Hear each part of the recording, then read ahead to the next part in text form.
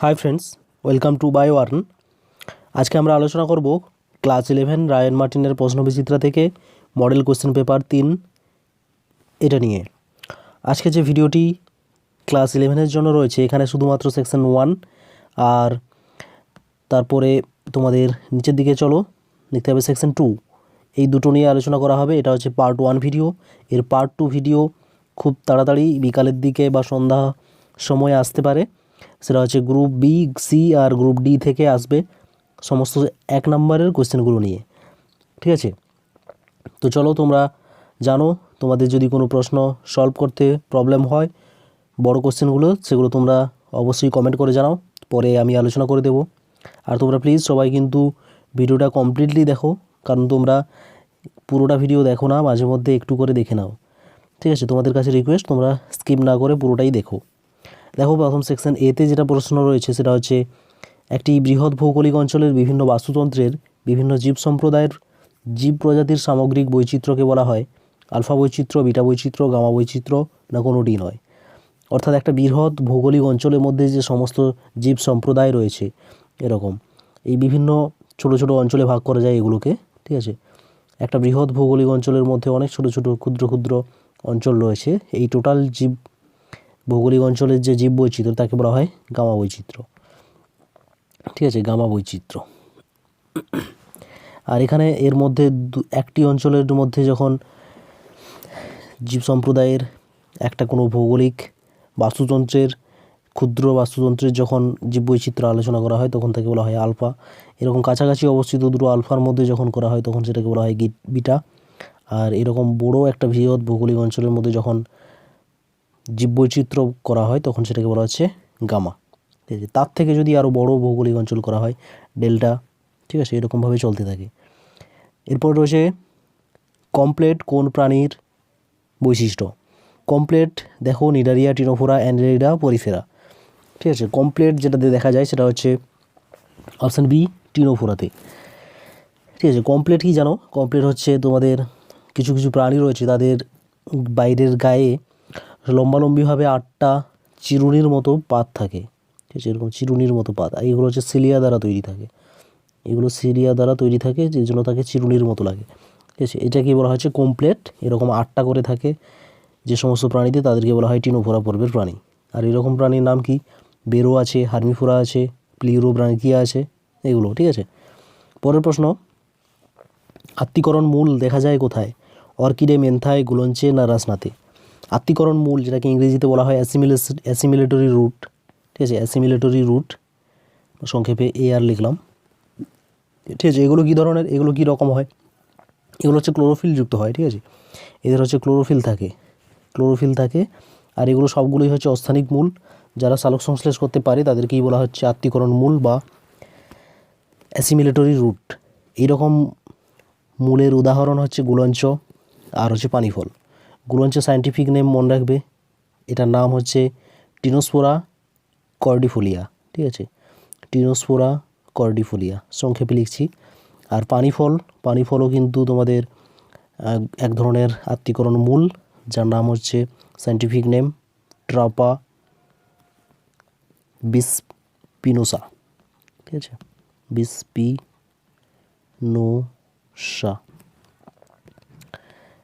শুনে শুনে লিখে নাও, হাতের অক্ষর খুবই খারাপ। এরপরে যেটা রয়েছে সেটা হচ্ছে লালাগ্রন্থি এক প্রকার কি? লালাগ্রন্থি এক প্রকার মেরোক্রাইন, না অ্যাপোক্রাইন, না হলোক্রাইন, না এন্ডোক্রাইন? ঠিক আছে, লালাগ্রন্থি সেটা হচ্ছে এক ধরনের মেরোক্লাইন গ্ল্যান্ড, ঠিক আছে? মেরোক্লাইন কি গ্ল্যান্ড, কী ধরনের গ্ল্যান্ড তোমরা জানো? ক্ষরণের পদ্ধতি অনুযায়ী এটাকে 3 ধরনের ভাগ করা হয়, অ্যাপোক্রাইন, হলোক্রাইন আর মেরোক্রাইন। মেরোক্রাইন যে গ্ল্যান্ডটা সেটা হচ্ছে কি এক্সোসাইটোসিস পদ্ধতিতে ক্ষরণ বস্তু নির্গমন করে। এক্সোসাইটোসিস পদ্ধতিতে এরকম কোষের মধ্যে কিছু রাসায়নিক পদার্থ আছে যেগুলো এক্সোসাইটোসিস পদ্ধতিতে কোষ থেকে বেরিয়ে যায়। এর ফলে কী হবে? কোষের মধ্যে কোনো চেঞ্জ হবে না, তার আকার আকৃতির বা কোনো তার ফিজিওলজিক্যাল চেঞ্জ হয় না, ঠিক আছে? এই ধরনের এটাকে বলা হচ্ছে মেরোক্রাইন গ্ল্যান্ড। আর এটা হচ্ছে লালাগ্রন্থির উদাহরণ। এরপরে যেটা রয়েছে শ্বেতবস্তু যে প্রোটিন দিয়ে তৈরি হয় সেটা কি? ফাইব্রিনোজেন, কোলাজেন, হিস্টিডিন, না জিলাটিন? শ্বেতবস্তু তৈরি হয় কোলাজেন প্রোটিন থেকে, ঠিক আছে? পরের প্রশ্ন, 80S রাইবোজোমের সাব ইউনিট দুটি কী কী?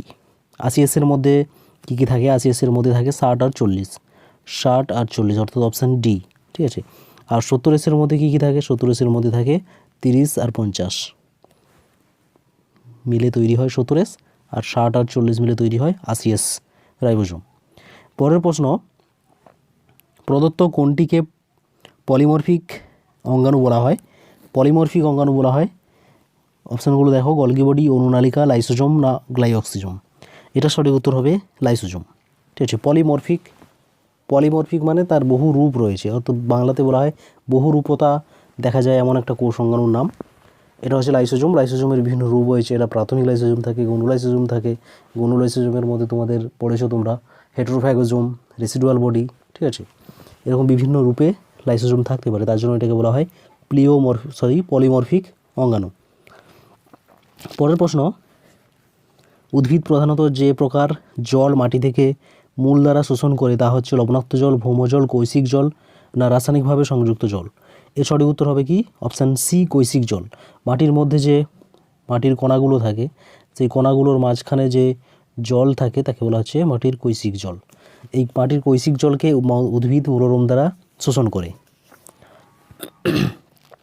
নেক্সট কোয়েশ্চেন, আলোক শোষণে অ্যামাইনো অ্যাসিড উৎপন্ন হয় কোথায়? ক্লোরোপ্লাস্ট, পারক্সিজোম না মাইটোকন্ড্রিয়া না বিওসি উভয়তেই?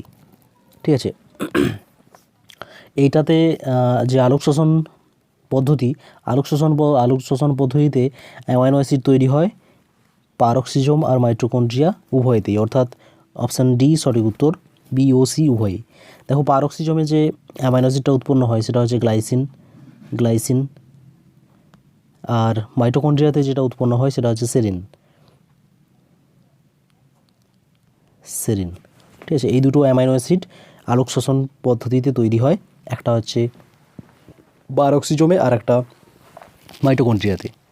পরের প্রশ্ন, কোন রঞ্জক যৌগটি নাইট্রোজেন সংবন্ধনে সাহায্য করে? হিমোগ্লোবিন, নাইট্রোগ্লোবিন, মেটাগ্লোবিন না লেগ হিমোগ্লোবিন?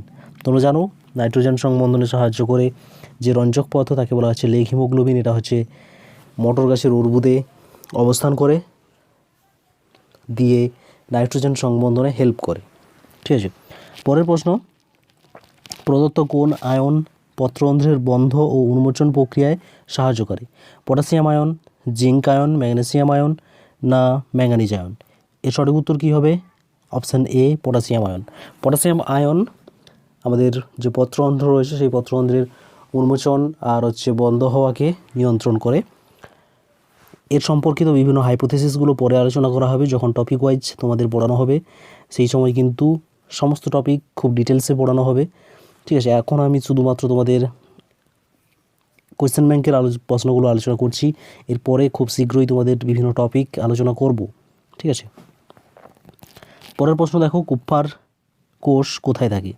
অগ্নাশয়, যকৃৎ, ক্ষুদ্রান্ত না থাইরয়েড? কুপ্পার সেল কোথায় থাকে? কুপ্পার সেল থাকে অপশান বি, যকৃতে। ঠিক আছে। যকৃতে এক ধরনের যে ম্যাক্রোফাজ থাকে সেটাকেই বলা হচ্ছে কুপ্পার সেল। এটা কী করে? ব্যাকটেরিয়াকে ধ্বংস করে। ঠিক আছে। তাহলে পরের প্রশ্ন, মস্তিষ্কের শ্বাসকেন্দ্রের অবস্থান কোথায়? থ্যালামাস, সেরিবেলাম, মেডালা অবলাঙ্গাটা না কর্পাস ক্যালোসাম অঞ্চলে? শ্বাসকেন্দ্র রয়েছে মস্তিষ্কের মেডালা অবলাঙ্গাটাতে, অর্থাৎ সুষুম্না শীর্ষকে। এছাড়া শ্বাসকেন্দ্র আর একটা জায়গাতে অবস্থান করে, সেটা হচ্ছে পন্স। ঠিক আছে। এই দুটো জায়গাতে শ্বাসকেন্দ্র অবস্থান করে। এরপরের প্রশ্ন, ব্লাড ব্যাংকের তঞ্চন রোধক হিসাবে সবচেয়ে বেশি ব্যবহৃত হয় কোনটা? Sodium oxalate, potassium oxalate, sodium citrate না ইডিটিএ? ব্লাড ব্যাংকে রক্ততঞ্চন রোধক হিসাবে যে পদার্থ ব্যবহার হয় সেটার নাম হচ্ছে সোডিয়াম সাইট্রেট। সোডিয়াম সাইট্রেট তঞ্চন রোধক হিসাবে কাজ করে। তবে এক্ষেত্রে তোমরা আরেকটা কোশ্চেন মনে রাখবে, যেটা হচ্ছে আমাদের শরীরে রক্তবাহের মধ্যে রক্ত তঞ্চিত হয় না, তার জন্য রক্ততঞ্চন রোধক যে পদার্থটা কাজ করে সেটার নাম কি? সেটার নাম হচ্ছে হেপারিন। ঠিক আছে। হেপারিন আমাদের রক্তবাহের মধ্যে রক্ততঞ্চনকে রোধ করে। আর ব্লাড ব্যাংকে যে রক্ততঞ্চন রোধক ব্যবহার করা হয় সেটার নাম হলো সোডিয়াম সাইট্রেট। এরপরে সেকশন টুতে যেটা রয়েছে, প্রথম প্রশ্ন, উদ্ভিদ কলার কোন উপাদানটি নিউক্লিয়াসবিহীন হয়? উদ্ভিদ কলার মধ্যে যে সিবনল রয়েছে, সিবনলে কিন্তু নিউক্লিয়াসবিহীন থাকে, কিন্তু সেটা সজীব। ঠিক আছে। নিউক্লিয়াসবিহীন একটি সজীব কোষ হলো সিমনল।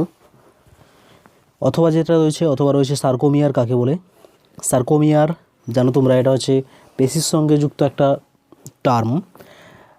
মায়োফাইব্রিল রয়েছে পেশিতে, ঠিক আছে। মায়োফাইব্রিলের যে দুটো জেড লাইন রয়েছে সেই জেড লাইনের মধ্যবর্তী অঞ্চলকে বলা হয় সার্কোমিয়ার। এরকমভাবে দেখো, এরকম দেখতে পাবে তোমরা যখন পেশির ছবিটা আঁকবে। এখানে একটা জেড লাইন রয়েছে, এখানে একটা জেড লাইন রয়েছে, এর মাঝখানে যে অঞ্চলটা থাকে এই অঞ্চলটা, এটাকে বলা হয় সার্কোমিয়ার। এই সার্কোমিয়ার অঞ্চলটা কী হিসাবে কাজ করে? এই সার্কোমিয়ার অঞ্চলটা পেশি কোষের সংকোচী একক হিসাবে কাজ করে। অর্থাৎ এখানে অ্যাক্টিন আর মায়োসিন তন্তু রয়েছে। এখানে অ্যাক্টিন আর মায়োসিন ফিলামেন্ট রয়েছে। এরকমভাবে অ্যাক্টিন মায়োসিন ওভারল্যাপ করে থাকে। এটাই হচ্ছে পেশি সংকোচনের একক, ঠিক আছে। পেশি সংকোচনের একক তাহলে কি? সার্কোমিয়ার। পরের প্রশ্ন দেখো, সক্রিয় শোষণে এটিপি ব্যবহৃত হয়, বক্তব্যটি সঠিক না ভুল? সক্রিয় শোষণের সময় এটিপি ব্যবহৃত হয়, এই তথ্যটি সঠিক, ঠিক আছে। নিষ্ক্রিয় শোষণে এটিপি ব্যবহৃত হয় না, অর্থাৎ এনার্জি খরচ হয় না, কিন্তু সক্রিয় শোষণে এটিপি খরচ হয়, তার জন্য এটাকে বলা হচ্ছে সক্রিয় শোষণ। অপশন 3 নম্বর প্রশ্নতে রয়েছে, পৌষ্টিক নালীর কোন অংশ থেকে HCl ক্ষরিত হয়? পৌষ্টিক নালীর যে পাকস্থলী রয়েছে, পাকস্থলীতে এক ধরনের কোষ থাকে যেটাকে বলা হচ্ছে অক্সিনটিক কোষ। অক্সিনটিক কোষ, অক্সিনটিক কোষ, এই কোষ থেকে HCl ক্ষরিত হয়, ঠিক আছে। পরের প্রশ্ন, ফাইলাম টার্মিনাল কি? আর একটি ফ্লেক্সর পেশির উদাহরণ দাও।